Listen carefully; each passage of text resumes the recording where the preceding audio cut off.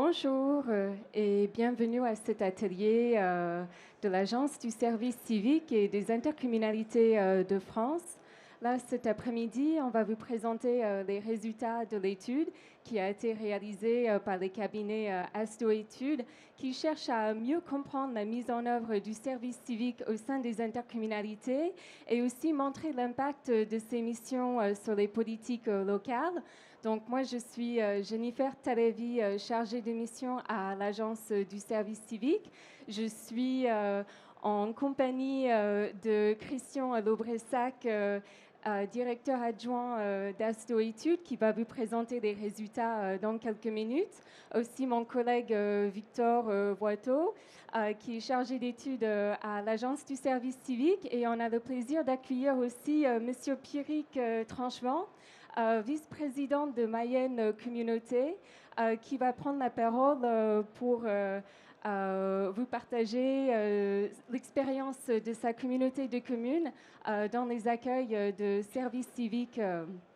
Donc, pour commencer, en 2024, 150 000 jeunes ont réalisé une mission de service civique. Là, c'est bon. Parmi les 86 442 jeunes qui ont commencé une mission en 2024, 4,8% ont réalisé leur mission au sein d'une collectivité territoriale agréée. Et cette part des volontaires augmente à 7,8%.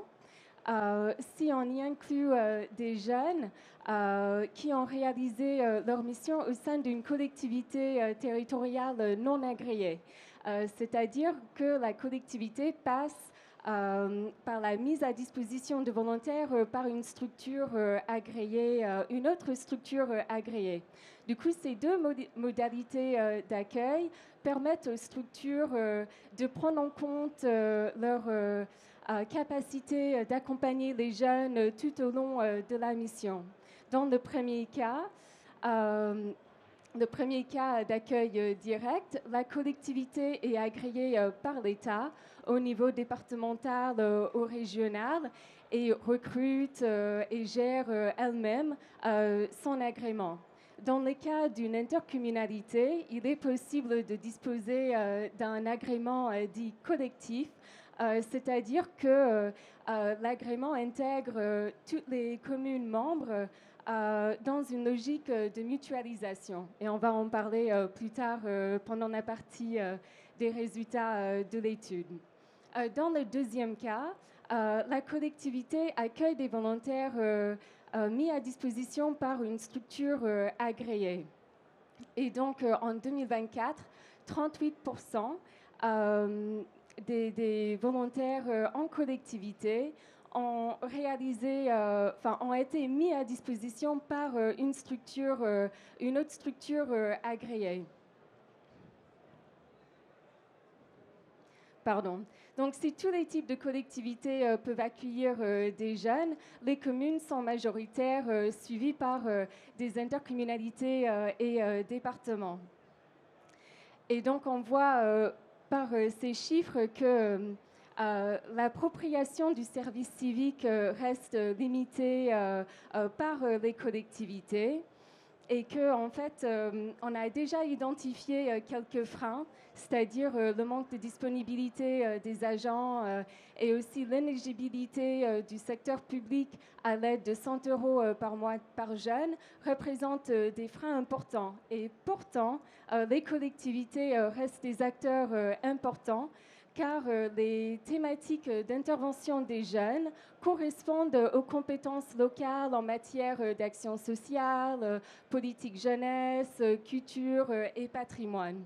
Et compte tenu des compétences intercommunales, la recherche de proximité et aussi des enjeux de mutualisation, pour les communes, les intercommunalités restent des acteurs importants, même une piste à explorer pour développer plus de missions de qualité.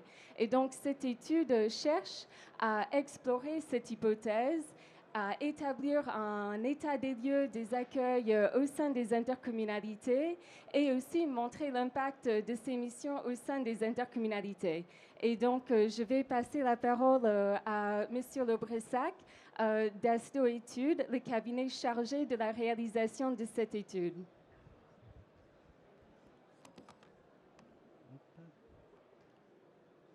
Bonjour à tous. Effectivement, on a la demande de l'Agence du service civique réalisé l'étude cette année, en 2025. Les grands objectifs en 2 mots, c'était vraiment procéder à un état des lieux de la mise en place du service civique dans les différents types d'intercommunalités.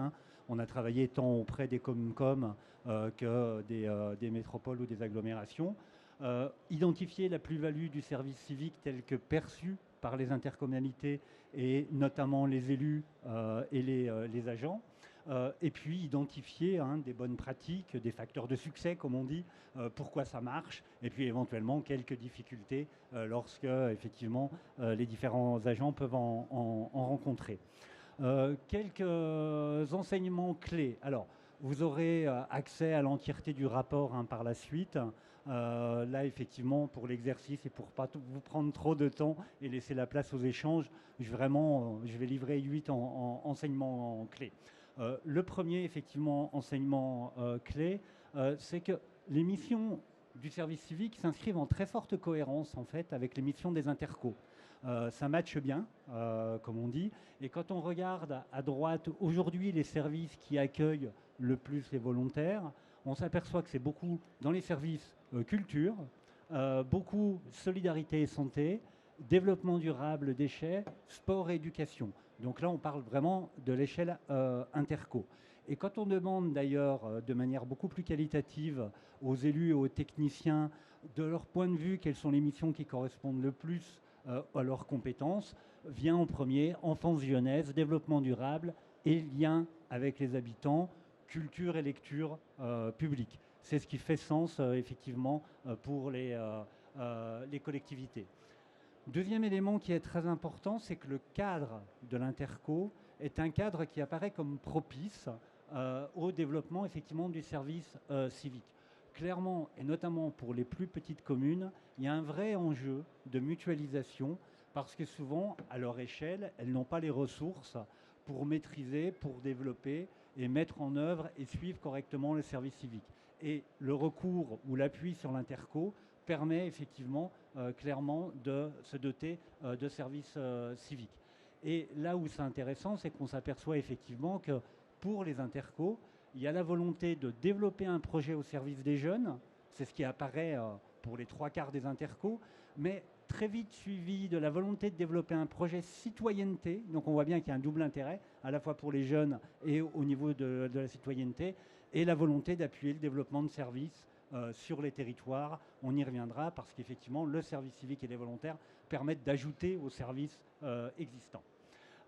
Troisième point, et ça c'est vraiment important de souligner, il y a un cadre du service civique, mais on a vu au cours de l'étude que ce cadre il est suffisamment souple pour s'ajuster aux moyens et aux réalités locales. Comme Jennifer l'a dit, on a à peu près la moitié des collectivités qui passent par l'intermédiation et la moitié qui ont recours effectivement à un agrément direct. Alors, pourquoi un agrément? Pourquoi l'intermédiation? Je ne vais même pas les opposer en fait, parce que souvent on a vu des collectivités qui commençaient parfois par l'intermédiation, j'allais dire pour monter un peu en puissance et en compétence, et qui après pouvaient passer à l'agrément direct. Alors l'agrément direct, il a pour lui, effectivement, pour les élus qu'on a pu interviewer, de dire ça correspond à notre projet politique, c'est nous qui devons porter effectivement cette politique jeunesse au niveau du territoire. Ceux qui sont en faveur de l'intermédiation, ils préfèrent ou ils s'appuient sur des compétences éprouvées du réseau associatif qui a l'habitude de traiter ce genre de questions. Quatrième enseignement, le service civique est un vrai outil d'insertion citoyenne qui répond vraiment aux besoins des jeunes et des territoires. Alors vraiment, il y a déjà un rythme adapté pour les jeunes. Ce n'est pas du temps plein tout le temps. Ils ont d'autres activités, ils font du collectif. Et puis on voit que pour les territoires et les intercos, le service civique, c'est l'occasion de présenter les métiers de l'intercommunalité ça vient très fortement, de mettre en place des journées d'immersion dans d'autres services qui hébergent le service civique également, et de promouvoir des échanges collectifs avec d'autres volontaires, d'autres services. Donc il y a une maïotique, il y a un mélange qui se fait et qui bénéficie grandement aux jeunes et bien entendu au territoire. Cinquième enseignement, pour les jeunes, là très clairement, mais c'est vrai pour tous les services civiques, mais c'est vrai en interco. Vraiment, on a vu des jeunes, alors c'est aussi ça l'intérêt, il y a des jeunes très peu diplômés, comme on dit, il y a des jeunes NEET qui n'ont ni diplôme, ni qualification et pas de situation stable. On a aussi des étudiants, on a des gens qui sont en césure. Et finalement, pour tous ces jeunes, quels qu'ils soient, il y a une vraie opération de transformation opérée via le service civique, chacun à son niveau, mais ça profite à des jeunes effectivement très divers. On vous a mis quelques citations, mais on voit bien que les plus éloignés de l'insertion, ils prennent confiance en eux. Et puis pour les plus engagés, c'est l'occasion de mettre à l'épreuve un projet et de commencer à se familiariser avec une méthodologie de projet.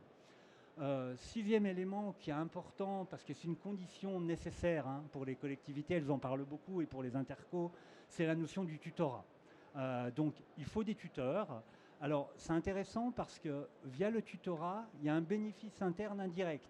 C'est-à-dire les tuteurs qu'on a pu interviewer en interco, il y en a qui se révèlent, qui s'épanouissent, qui parfois ont des enfants du même âge. Et c'est très gratifiant. Alors certes, ça peut être un peu parfois chronophage, mais c'est très gratifiant. Donc le tutorat, ça ne s'invente pas, ça se travaille, mais c'est quelque chose effectivement de particulièrement important. Septième enseignement, clairement le service civique, du point de vue des élus, des DGS et des DGA qu'on a pu interviewer, c'est un outil qui permet de dynamiser les politiques locales et qui renforce la cohésion territoriale avec et bien sûr par les jeunes.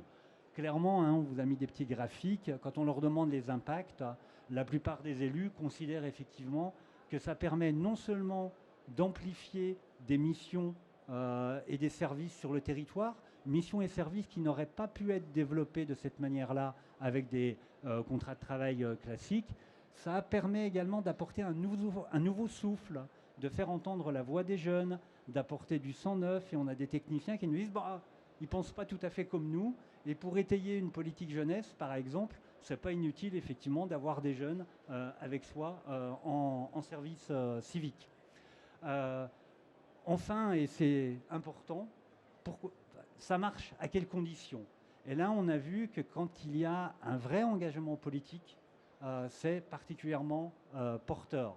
Alors, selon les territoires, le portage par les élus est plus ou moins fort. Et on a vu que quand l'élu reliait ça à un projet de territoire, à un projet de politique jeunesse, ça faisait vraiment sens et ça permettait de mobiliser les services, les tuteurs et d'organiser des parcours très cohérents effectivement pour les jeunes. Et à côté de l'engagement politique et du portage politique, il y a nécessité d'un vrai engagement organisationnel. Parce que, et là, c'est tout l'intérêt de l'interco, parce qu'effectivement, il faut un petit peu d'ingénierie, un petit peu de moyens, une capacité à bien suivre et respecter la philosophie du service civique pour prévenir toute dérive. Donc, important d'avoir alors soit des services RH, soit des services métiers ou des services jeunesse qui permettent effectivement de bien cadrer et suivre le service civique. C'est des conditions effectivement essentielles. Voilà en quelques mots sur effectivement les principaux enseignements, mais je repasse la parole à Jennifer. Merci beaucoup, Christian. Et donc, on aura quelques minutes à la fin pour des questions, réponses, si vous voulez revenir sur l'étude. Et maintenant, je vais passer la parole à Monsieur Tranchevant, qui est vice-président de Mayenne Communauté. Vous avez accueilli un volontaire en service civique en 2024, il me semble, pour une mission environnement. Voilà. Je suis un peu mal placé pour vous parler du service civique, parce que notre communauté a accueilli un service civique et ça s'est mal passé. Et tout autour, mes collègues, ça s'est bien passé. Et comme je suis là au nom d'Interco de France, je tiens à dire combien c'est intéressant et utile ce dispositif. Voilà. Donc, c'est intéressant de savoir pourquoi ça s'est mal passé aussi, et d'essayer de comprendre qu'est-ce qui s'est passé qui fait que ça n'a pas matché. Moi, je voulais d'abord dire que c'est une histoire que les élus sont forcément concernés et investis puisqu'on parle aux jeunes. Et plus on va aller dans l'histoire, plus on aura besoin des jeunes. Ça va devenir une denrée presque rare et on a besoin d'accueillir des jeunes. Et je le disais tout à l'heure en préparant notre table ronde que les mesures qui sont dans le plan de finances qui suppriment les aides aux missions locales à travers les PGE, qui diminuent les aides à l'apprentissage, c'est autant de coups de canif qui sont donnés pour l'accueil des jeunes. Quand je vois notre maison des alternants ou tout ce qui permettait d'accueillir les gens, on l'a divisé par 2. Et donc on a des jeunes qui restent en carafe. Et ça, c'est un drame dans les territoires. Moi, je vous parle d'un territoire rural. Et donc, tous les dispositifs qui vont nous permettre d'avoir un lien avec les jeunes sont, comme ça, par principe, pour moi, sont des sujets qu'il faut privilégier. Il n'y a pas de photo. La deuxième chose que je voudrais dire, c'est qu'on est dans l'humain, et donc on est parfois dans l'irrationnel, on est parfois dans l'incertain. Dans l'incertain du jeune, le jeune pour qui nous, ça n'a pas matché, était quelqu'un qui avait des gros problèmes psychiques, de santé mentale. Ça a été une galère pour le tuteur. Donc, on voit bien qu'il faut être en capacité d'accepter ce jeune et d'accepter l'échec aussi que l'on a. Pour autant, ça a été des expériences très formatrices. Hein. Et on voit bien que sur cette question-là, la question du tutorat, la question de la formation et la question de l'accompagnement vont être des questions pour adapter localement. Il n'y a pas de modèle. Pour moi, il n'y en a pas. Mais pour accompagner localement la réussite de ce jeune dans ce tutorat et la réussite de ce tuteur, parce qu'un tuteur qui a réussi est un tuteur qui en prendra un autre. C'est comme pour l'apprentissage, c'est la même chose. Un tuteur qui a échoué, lui, par contre, eh bien, il aura beaucoup de mal. On a vraiment besoin dans nos territoires ruraux, je ne peux pas parler des métropoles, je les connais beaucoup moins, même si dans le rapport, l'exemple de Strasbourg est passionnant. Nos jeunes dans les territoires ruraux, il y a une dizaine d'années, on avait fait des études sur la capacité de mobilité des jeunes. Elle était de 20 à 30 km. Voilà, pour des jeunes qui sortaient de 16 ans à 20 ans. Aujourd'hui, c'est autour de 15 km. Ça s'est réduit. Ça veut dire qu'il y a un isolement qui est en train de se construire, sur lequel il faut qu'on aille chercher ces jeunes et leur donner une chance. Et vous avez dit tout à l'heure quelque chose que je trouve absolument génial et qui est vrai, c'est que là où on donne un exemple, une possibilité à un jeune de réaliser un stage plutôt réussi, on va plutôt être modeste sur les affaires, c'est lui redonner un espace de confiance qui est absolument incroyable pour demain. Et l'autre chose qui est quand même vraiment intéressante, c'est que les politiques auxquelles ils vont s'adresser, ils vont nous enseigner aussi, ce sont des jeunes qui vont parler à la politique de la jeunesse. C'est pas mal quand même. C'est des jeunes qui vont parler à l'accompagnement des personnes âgées. Et les personnes âgées, je peux vous dire qu'elles aiment les jeunes. On dit l'inverse, mais ce n'est pas vrai. Elles sont contentes de voir un jeune. Et donc, toutes ces questions-là vont nous instruire, nous les élus, sur l'intérêt, la politique à mener, comment on va pouvoir la construire. Et donc, c'est un vrai succès, ce service civique. Et donc, le danger est sans doute devant nous de trop le normaliser, trop l'encadrer et de ne pas laisser aux élus le soin d'organiser, comme ils l'entendent, ce management en fonction d'un territoire Si on est un territoire touristique de bord de mer, ce n'est pas la même chose qu'un territoire de montagne ou de vallée. Ce n'est pas la même chose que dans une métropole. Ce n'est pas la même chose que dans une petite collectivité. Donc, on n'aime plus la géographie, c'est bien dommage. La géographie, c'est drôlement important parce qu'il faut qu'on regarde le contexte dans lequel on est, et c'est dans ce contexte-là qu'on va construire et fabriquer quelque chose. Voilà. Pour Intercommunalité de France, c'est une excellente opération. On aura à communiquer. Il ne s'agit pas de... Encore une fois, il y a un mot que j'aime pas, je le disais tout à l'heure, c'est la dupliquer. Ça ne marche pas, ça. Mais dire que ça, c'est intéressant, si on sait s'en emparer, que ça, c'est intéressant, si on sait la construire. Et donc, c'est vraiment le sujet qui permet à des jeunes de ne pas rester au bord de la route. Et on a des jeunes dans le monde rural, je peux vous assurer, et c'est quelque chose qui m'angoisse, qui me tracasse, parce qu'on a des jeunes qui marchent au bord de la falaise maintenant. Et si l'État ne prend pas en compte, avec toutes les mesures qui étaient favorables aux jeunes, hein, je reviens sur les missions locales, sur l'apprentissage, eh bien, le coût social de ces abandons de politique coûtera beaucoup plus cher. Voilà. Et donc, soyons modestes, mais soyons ambitieux en même temps pour pouvoir mener ces politiques-là. Voilà ce que, en tant qu'élu, je pouvais dire et témoigner. Merci beaucoup pour ce témoignage. C'est un bon rappel de l'importance de prendre en compte les spécificités de chaque territoire dans la construction et la mise en place des projets d'accueil des volontaires en service civique. Du coup, on a quelques minutes. Si vous avez des questions, si vous souhaitez réagir sur l'étude, les résultats qui ont été présentés par Christian.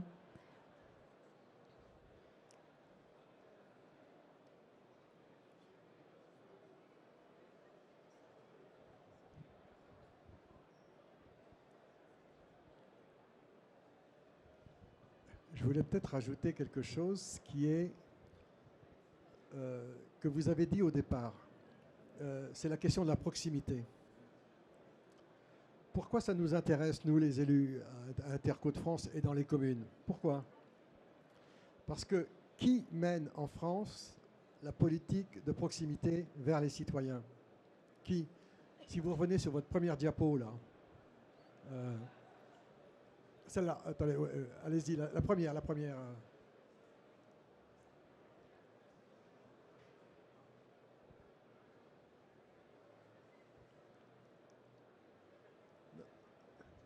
La première, à tout début.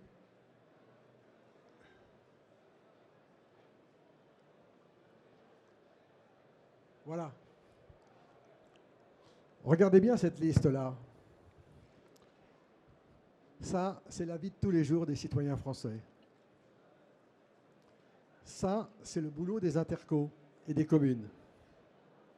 Et donc, que des jeunes se rapprochent de la vie des citoyens tous les jours, les ordures, les personnes âgées, les services à domicile, les repas, et patati et patata, je ne vais pas vous les énumérer, c'est là. Ça s'appelle la proximité. Et je trouve qu'on oublie ça. Aujourd'hui, enfin, je suis un peu critique sur ces grandes déclarations de trucs comme ça. On va réinventer l'eau chaude. La politique des élus tous les jours, c'est celle-là.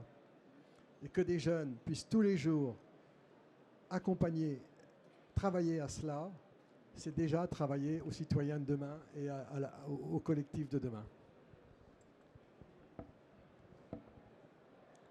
Merci. On a 2 questions. Du coup, je passe le micro.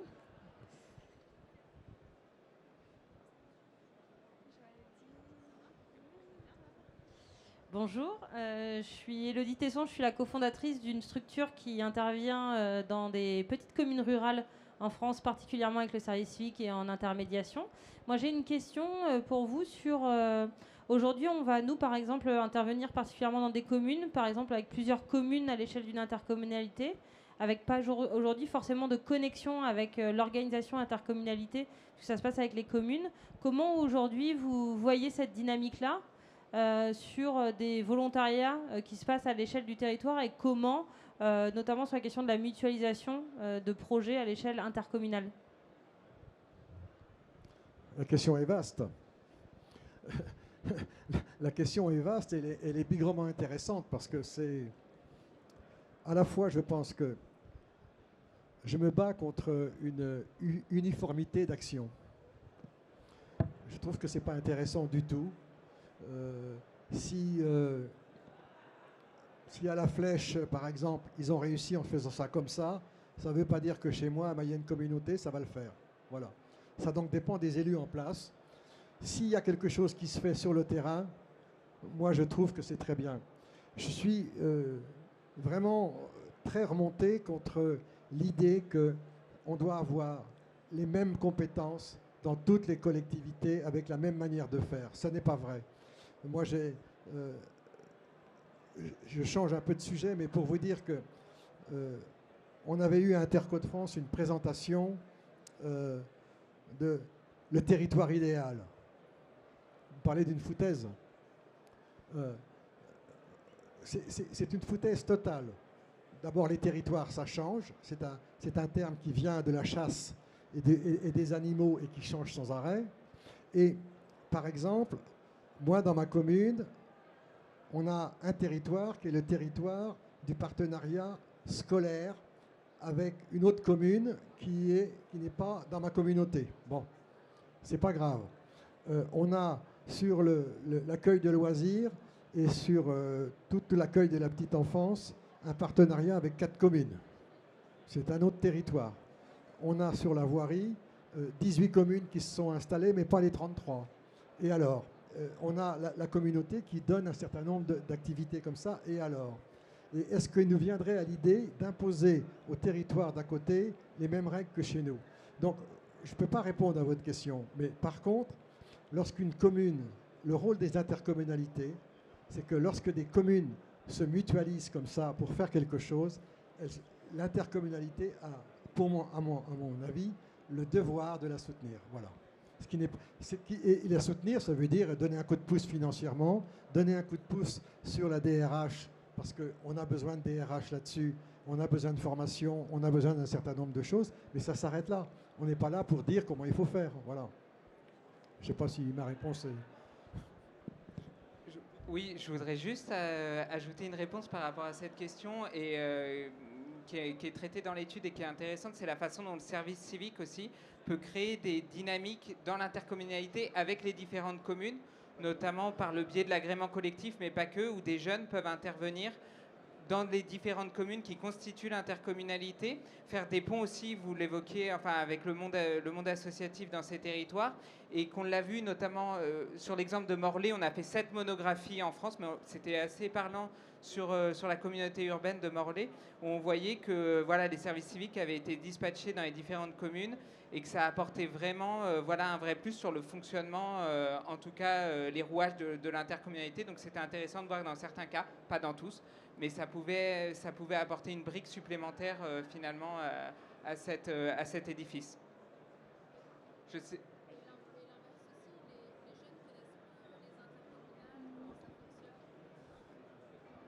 Oui, je me permets de rebondir, mais ça permet aussi aux jeunes qui ont l'opportunité de faire ce genre de mission dans des intercommunalités de aussi connaître le fonctionnement des intercommunalités, puisqu'au final, c'est souvent voilà, une lasagne institutionnelle et un étage en plus, et on se dit à quoi ça sert, comment ça fonctionne. Donc là où c'est intéressant, c'est qu'il y a une vraie acculturation, en fait, à la fois le jeune dans l'institution et l'institution aussi dans le jeune. Donc voilà, très bien, félicitations à vous, et longue vie au service civique. Merci. Votre remarque fait que ce que font les intercommunalités, on a du mal depuis très longtemps à expliquer ça aux citoyens. Et pourtant, regardez, hein, c'est la vie de tous les jours. Hein. Bonsoir, j'avais une question. Effectivement, vous avez parlé de la formation des tuteurs. Est-ce que vous avez déjà identifié, ou vous avez déjà peut-être en tête, des leviers sur lesquels ils devraient plus travailler? C'est toujours compliqué d'être tuteur, justement, c'est un métier. Et est-ce que vous savez déjà sur quoi on devrait les faire travailler, sur quoi ils devraient être accompagnés?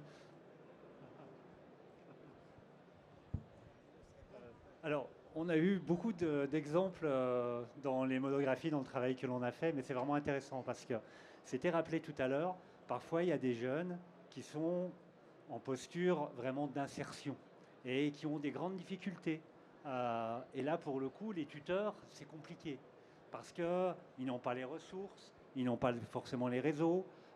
Donc ça peut être un sujet pour une partie des jeunes. Après, il y a une vraie question sur les postures, en fait. Les postures qui sont des postures qui ne sont pas complètement de l'encadrement, qui sont de l'aide. C'est un peu, allez, un grand mot, hein, une forme de coaching. Et c'est extrêmement important pour les jeunes. Et on voit que quand ça se passe bien, ils nous parlent effectivement de cette posture singulière du tuteur. Et ça, je trouve qu'elle est vraiment à encourager. Et en plus, il y a un retour sur investissement. Parce que pour le coup, les tuteurs, quand ils sont formés, qu'ils y prennent plaisir, ils sont beaucoup plus à l'aise dans leur propre travail. Ils sont particulièrement fiers de ce qu'ils font. Ce qui ouvre encore une autre question, qui est la reconnaissance du tuteur par les collectivités et au moins leur valorisation, au-delà des éventuelles indemnités que parfois certains perçoivent, mais il y a vraiment la question de la reconnaissance et de la valorisation qui est centrale. En tout cas, l'agence propose des modules différents de formation qui ont l'objectif de renforcer les connaissances des tuteurs du cadre et aussi accompagner des jeunes qui vivent des situations de fragilité en lien avec la santé mentale. Donc, c'est une nouvelle offre et en fait, il y a ces modules en présentiel et en distanciel. Donc, voilà, l'agence essaie aussi de jouer son rôle pour bien accompagner les tuteurs. Je crois qu'on a dépassé un peu la limite. Donc, je vous remercie beaucoup à tous. Merci pour ce témoignage et merci pour la présentation de l'étude. Donc, merci pour cet échange et très bonne soirée à tous.